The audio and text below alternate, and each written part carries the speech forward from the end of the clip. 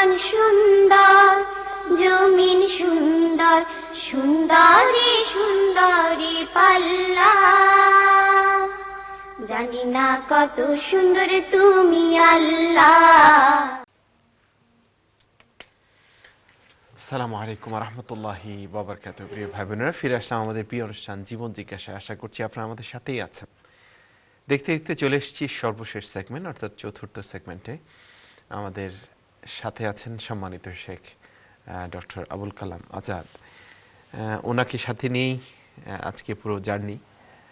তো ওনার কাছে আমাদের অনেকগুলো প্রশ্ন অনেকেই করেছেন। এর ভিতর কলার চলে এসেছেন, আমরা কলারের কাছে চলে যাচ্ছি। আসসালামু আলাইকুম। হ্যালো, আসসালামু আলাইকুম। ওয়ালাইকুম আসসালাম। আপনার প্রশ্ন বলেন। জি, আমার একটা প্রশ্ন হলো, মাসিক পিরিয়ড যখন হয় না তখন অনেকে কইন যে আপনার টেলিভিশন ভলিউম কমান কাইন্ডলি বোন। আচ্ছা ভাইয়া, আমার প্রশ্ন হইলো যে মাসিক পিরিয়ড যখন মেয়েদের হয় তখন অনেক মানুষে কইন যে একটা পিরিয়ডের সময় যে মাথার মাঝে তেল দেওয়া হারাম, পারে না। এটা কতটুকু সত্য ওটা আমি জানতাম স্যার। আচ্ছা ঠিক আছে, বুঝছেন আমার প্রশ্ন? জি বোঝা যাচ্ছে, ফতোয়াবাজ বেড়ে যাচ্ছে সোসাইটিতে। দেখি আমাদের শেখ আসলে কি বলেন। প্রথমে কথা হলো যে আসলে এই ধরনের প্রশ্নগুলো আমার মনে হয় টিভিতে না এসে এটা প্রাইভেটলি লোকাল ইমাম বা তাদের কাছ থেকে জেনে নেওয়া ভালো। দুই নম্বর কথা হলো যে এটা হারাম বলে আমার জানা নেই, আমি প্রথম শুনলাম আসলে। না, আমি এটা হারাম বলে জানি না। যিনি হারাম বলেছেন তার কাছে আপনি দলিল জিজ্ঞেস করেন যে তিনি কোত্থেকে এটা পাইলেন। হ্যাঁ, কারণ হলো যে আমাদের শরীয়তে একটা জিনিসকে হারাম বলে দিতে গেলে কোরআন শরীফের প্রমাণ লাগবে অথচ হাদিসের প্রমাণ লাগবে। এটা আবুল কালাম আজাদ বা আব্দুল্লাহ ওয়াল মামুন বললে হবে না সেটা। আসলে এই বিষয়গুলো আমার মনে হয় অ্যাভয়েড করা দরকার, যে মানে কথায় কথায় হারাম আর হালাল, মানে লাইফটাকে স্টাক করে ফেলে এই সমস্ত জিনিস। ইসলামটা তো আসলে অনেক বেশি জীবন ঘনিষ্ঠ একটা ধর্ম, এটা একটা কমপ্লিট লাইফস্টাইল। ইসলাম নট আমরা যে একটা চিন্তা করি একটা ধর্ম, কিছু অকেশনালি আমরা, ইটস নট লাইক দ্যাট। এবং আরেকটা জিনিস কিন্তু মামুন ভাই, সেটা হলো যে ইসলামের শিক্ষাগুলো কিন্তু আমাদের চেয়ে অনেক বেশি সফট এবং আন্ডারস্ট্যান্ডিং। সেটাই, এক্স্যাক্টলি। আমরা পরবর্তী কলে যাচ্ছি, দেখি কে আছেন আমাদের সাথে। আসসালামু আলাইকুম। ওয়ালাইকুম আসসালাম বোন, আপনার প্রশ্ন বলেন। আমি তো জানতে চাচ্ছিলাম যে ওই আমাদের নামাজে বড় সূরাগুলো পড়ি, জি এই সূরাগুলো যেমন সূরা তওবা শেষ করি আয়াত পড়ি, তারপরে ইমরানের 26-27, তো এইগুলো পড়া যাবে কিনা? বা সূরা ইয়াসিনের প্রথম দিকে পড়লে কয়টা? অনেকে বলে যে 2 আয়াত পড়া যায় না, 3 আয়াত পড়তে হবে। এই নিয়মটা একটু জানতে চাচ্ছিলাম যে বড় সূরাগুলো কতটুকু পর্যন্ত পড়তে পারবো, বা ইয়াসিন সূরা পড়লে সেটা প্রথম কয় আয়াত পর্যন্ত পড়তে হবে? ঠিক আছে বোন, আর কোনো প্রশ্ন আছে আপনার? আমরা আরেকটা কল আছে, এটাও নিয়ে নিচ্ছি, তারপর ইনশাআল্লাহ উত্তরে যাচ্ছি। ওকে, আনফরচুনেটলি আমরা কলার চলে গেছেন। ওকে, আবারও ফিরে আসবেন, আমরা চলে যাচ্ছি এই প্রশ্নে। আল্লাহ সুবহানাহু ওয়া তাআলা কোরআন শরীফে বলেছেন ফাকরাউ মা তায়াসসারা মিনাল কোরআন, যে তোমাদের যেটাই সহজ লাগে তোমরা সে কোরআন থেকে সেটাই তেলাওয়াত করো। আল্লাহ সুবহানাহু ওয়া তাআলা সহজ করে দিয়েছেন। জি, দেখেন শব্দটা দেখেন, যে যার জন্য যেটা সহজ হয় নামাজে সেজন্য সেটাই তেলাওয়াত করে। খেয়াল করেছেন? কেউ যদি মনে করে তার জন্য সূরা ফাতিহা পরে মনে করেন সূরা ইয়াসিন সহজ লাগে, তিনি সেটা পড়বেন। আর 2 আয়াতের ব্যাপারে কিন্তু রাসূলুল্লাহ সাল্লাল্লাহু আলাইহি ওয়াসাল্লাম বা আল্লাহ নির্ধারণ করে দেন নাই। উলামায়ে কেরাম বলেছেন যে কোরআন শরীফের সবচেয়ে ছোট্ট সূরা হলো সূরাতুল কাউসার, এবং সূরাতুল কাউসারটা হলো 3 আয়াত। তো তারা বলেছেন যে 3 আয়াত অথবা তার সমপরিমাণ। এখন যদি কোনো এক আয়াত সূরা কাউসারের চেয়ে লম্বা হয় সেটা দিয়েও নামাজ হয়ে যাবে। সুবহানাল্লাহ। হ্যাঁ, এখন মনে করেন কোনো যদি 2 আয়াত সূরা কাউসারের সমান হয় সেটা দিয়েও নামাজ হয়ে যাবে। কিন্তু তো স্ট্যান্ডার্ড হলো এটা, যে সূরা কাউসারটা লেংথের দিক দিয়ে এটা হলো স্ট্যান্ডার্ড। তো তবে এর কমও যদি কেউ পড়ে, কারণ হলো সে পারে না, তারও নামাজ হয়ে যাবে, কারণ আল্লাহ তাআলা এটা বলে দিয়েছেন যে তোমরা যতটুকু সহজ হয় ততটুকু তোমরা পড়ো। আল্লাহু আকবার। তো এটা নির্ভর করে অ্যাবিলিটির উপরে, এবং অনেক সময় আপনার সময় সুযোগের উপর। ওকে আপনার প্লেন চলে যাচ্ছে ফর এক্সাম্পল, অথবা ট্রেন চলে যাচ্ছে, তখন যদি আপনি সূরা বাকারা পড়া শুরু করেন তাহলে তো 4 নম্বর ট্রেন ধরা মুশকিল। হ্যাঁ, তো তখন যদি কেউ মনে করেন সূরা কাউসার বা এই পরিমাণ এক আয়াত পড়েন, নামাজ শুদ্ধ হয়ে যাবে। কিন্তু আবার যদি মনে করেন কেউ কোরআন শরীফ পড়বে না, মুখস্থ করবে না, সব সময় সূরা কাউসার, সব সময় সূরা কাউসার, সেটাও কিন্তু ঠিক না, সেটাও কিন্তু ঠিক না, মনোটোনাস হয়ে যায়। এটা জাযাকুমুল্লাহ। পরবর্তী কলে যাচ্ছে। আসসালামু আলাইকুম। ওয়ালাইকুম আসসালাম। আসসালামু আলাইকুম। ওয়ালাইকুম আসসালাম। আপনার প্রশ্ন বলেন। আমার একটি প্রশ্ন মাওলানা আবুল কালাম স্যারের সাথে। জি, আমার পরিচিত। আপনার টেলিভিশন ভলিউমটা একটু কমাবেন কাইন্ডলি। ভলিউম তো কমের মধ্যেই আছে। জি, আপনার প্রশ্ন বলেন। জি জি, কমানোই আছে। কমানো থাকলে আমার কথা তো আমি শুনতে পাচ্ছি। আপনার কথা শুনতে পাচ্ছি আমি। জি ভাইজান বলেন। আমি 19 বগুড়া থেকে বলছি। আচ্ছা আচ্ছা,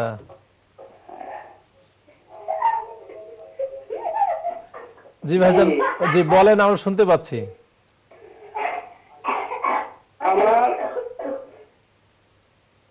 আমার একটি প্রশ্ন হলো যে যে আমাদের হযরত মুহাম্মদ সাল্লাল্লাহু আলাইহি ওয়াসাল্লাম।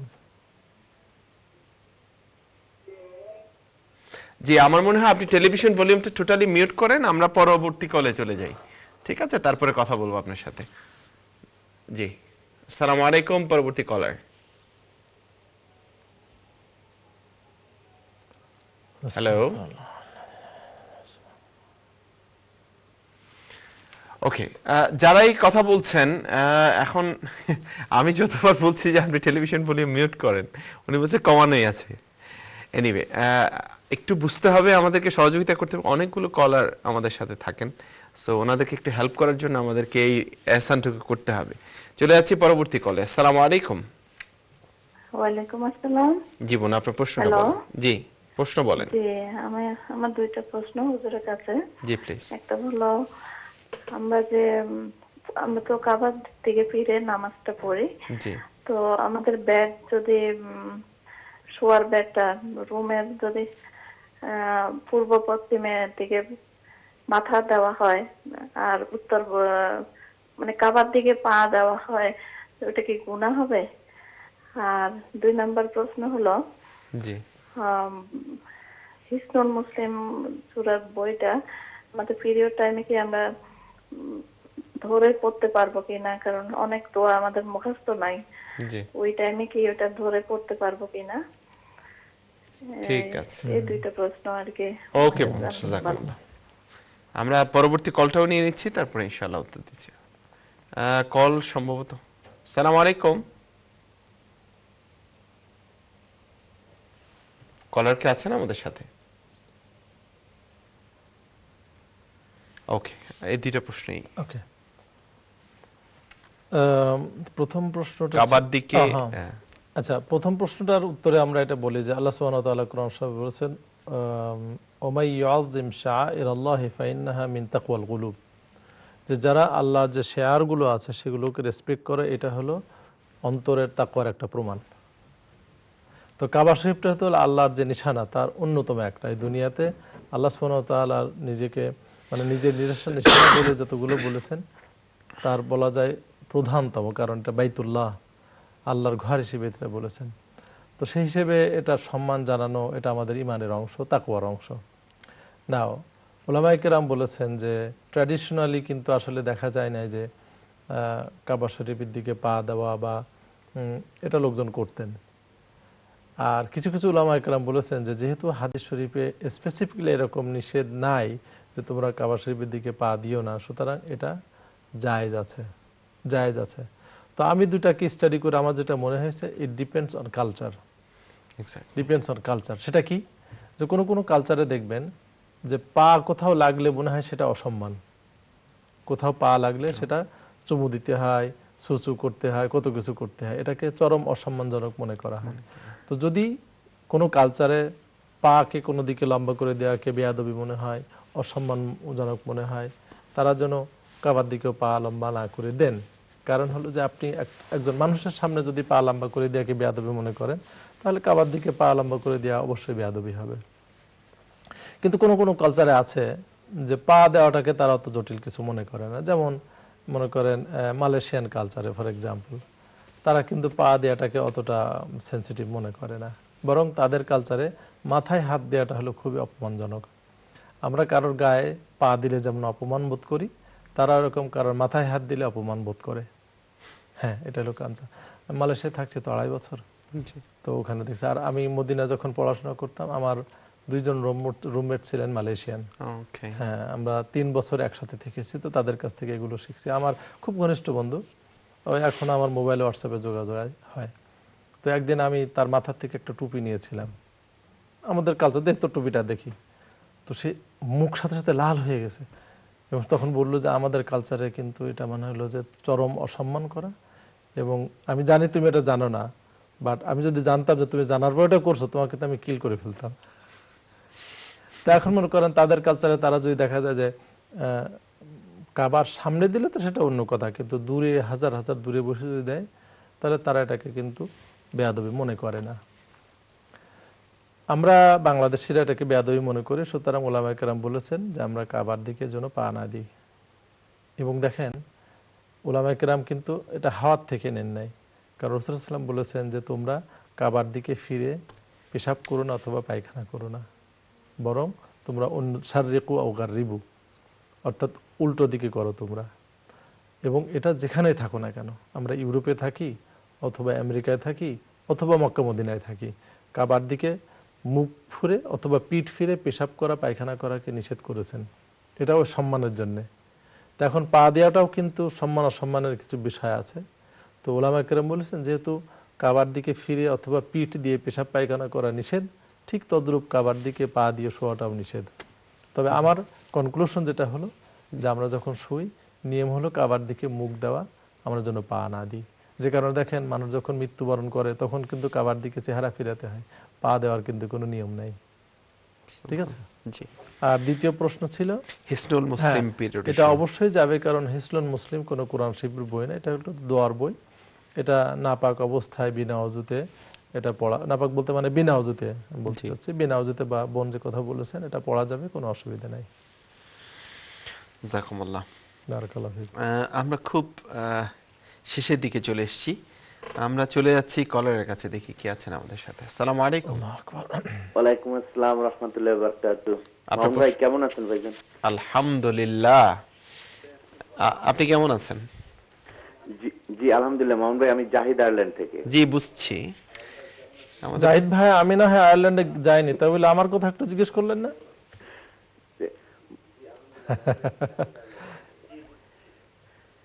জি বলেন।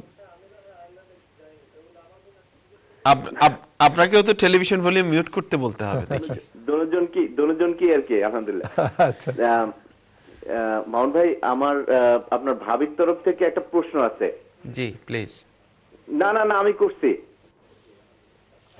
আপনার ভাবির তরফ থেকে একটা প্রশ্ন আছে যে মহিলাদের নামাজ এবং পুরুষের নামাজের মধ্যে যে কোনো পার্থক্য আছে কিনা, প্লাস আর স্বামী স্ত্রীর পিছনে নামাজ পড়তে পারবে, সরি স্বামীর পিছনে স্ত্রী একত্রে জামাতে নামাজ পড়তে পারবে কিনা। সুন্দর প্রশ্ন। ঠিক আছে জাহিদ ভাই, জাযাকুমুল্লাহ। আচ্ছা ভাইজান, দোয়া করেন। আসসালামু আলাইকুম। আসসালাম। আসসালামু আলাইকুম। জি ওয়ালাইকুম আসসালাম ওয়া রাহমাতুল্লাহি ওয়া বারাকাতুহু। আসলে স্বামী নারী এবং পুরুষের নামাজের ভিতরে কিছু তফাৎ তো অবশ্যই আছে, তবে ফান্ডামেন্টাল বিষয়গুলোতে কোনো তফাৎ নেই। আমি বোঝাতে পারছি কিনা? নামাজের যে মেইন ফরজ এবং ওয়াজিবাত যেগুলো আছে সেগুলোতে কোনো তফাৎ নেই। আমরা মনে করেন আল্লাহু আকবার বলে তাকবীরে তাহরিমা বান্দা ফরজ, এখানে কিন্তু নারী পুরুষ সবাই সমান। এবং রাসূলুল্লাহ সাল্লাম যেভাবে হাত উঠাতেন, মানে ঘাড় সমান করে অথবা কানের লতি সমান, এটা কিন্তু নারী পুরুষ দুইজনের ক্ষেত্রেই একই, এবং রাসূলুল্লাহ সাল্লাম এটাকে আলাদা করে দেখিয়েছেন বা করেছেন বলে ওলামায়ে কেরাম কিন্তু জানেন না। এরপরে মনে করেন সূরা ফাতিহা পড়া, আরেক সূরা পড়া, রুকু করা, সিজদা করা, এগুলো কিন্তু সবই এক। সুতরাং ফান্ডামেন্টাল বিষয়গুলোতে এক, কিছু কিছু বিষয়ে ডিফারেন্ট আছে এবং এখানে ওলামায়ে কেরামের মতবিরোধ আছে। আর যেহেতু এগুলো মৌলিক বিষয় না, এই জন্য এটা নিয়ে আমাদের ঝগড়া ফাসাদ করা ঠিক না। আর 2 নম্বর প্রশ্ন ছিল পিছনে নামাজ পড়া। হ্যাঁ, যদি পিছনে পড়া যাবে, তবে একটু পিছনে দাঁড়াতে হবে, একদম যেন গায়ে গায়ে না দাঁড়ানো হয় আর কি। Thank you so much. Zahid ভাইয়ের এই চমৎকার প্রশ্নের মাধ্যমে আমরা শেষ করতে যাচ্ছি আমাদের প্রিয় অনুষ্ঠান জীবন জিজ্ঞাসা। শেখ, আপনাকে অসংখ্য শুকরিয়া। আপনাকে অনেক শুকরিয়া এবং দর্শক ভাই বোনদেরকে অনেক শুকরিয়া। আসলেই চমৎকার প্রশ্ন করেছেন তারা, এবং আমি সবসময় বলি যে আমাদের ভাই বোনদের প্রশ্ন ধরন দেখে বোঝা যায় যে তাদের মানে নলেজের লেভেলও কিন্তু অনেক উন্নত হয়েছে, আলহামদুলিল্লাহ রাব্বিল আলামিন। শুকরিয়া। এবং এভাবে এই চর্চা অব্যাহত রাখার মাধ্যমে আমরা নিজেরাও নিজেদেরকে আরো এনরিচ করতে পারবো। আল্লাহর কাছে এই তৌফিক কামনা করে আমরা আজকের প্রিয় অনুষ্ঠান জীবন জিজ্ঞাসা আমরা এখানে শেষ করছি। ওয়া তৌফিক ইল্লা বিল্লাহ। ওয়াসসালামু আলাইকুম ওয়া রাহমাতুল্লাহি ওয়া বারাকাতুহু। দুনিয়া সুন্দর, মানুষ সুন্দর, আসমান সুন্দর, জমিন সুন্দর, সুন্দরী সুন্দরী পাল্লা। জানি না কত সুন্দর তুমি আল্লাহ।